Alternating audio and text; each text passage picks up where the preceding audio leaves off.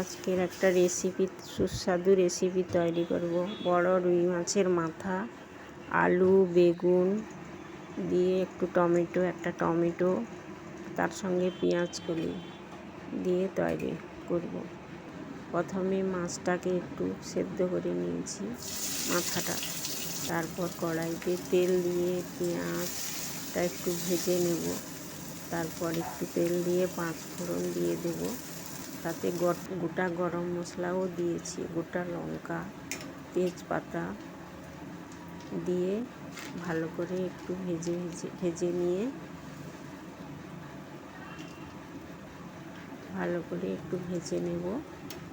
তারপর তাতে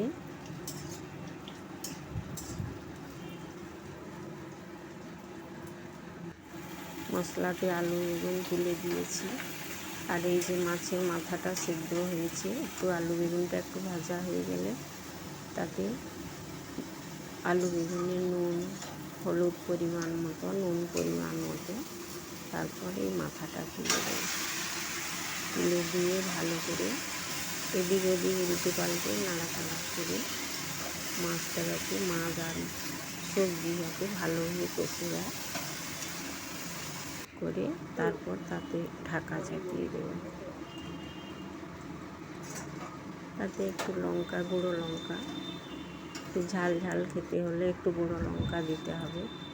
গুঁড়ো লঙ্কা দিয়ে একটু নাড়ানাড়ি করে তারপর জল দিয়ে ঢাকনাটা দিয়ে দেব।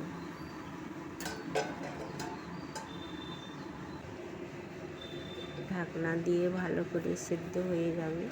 সেদ্ধ হয়ে গেলে ভালো মিশে যাবে মাছ আর সবজি। তারপরে ওই ভাজা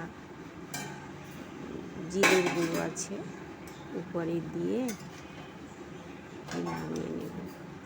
রেসিপিটা ভালোই লাগে, খেতেও খুব ভালো লাগে। মাথাটা একটু ভালো করে মিশিয়ে নেব সবজির সঙ্গে। তারপর নামিয়ে রাখবো। এই হলো আমার রুই মাছের মাথা, আলু বেগুন দিয়ে এই রেসিপিটা করলাম। কেমন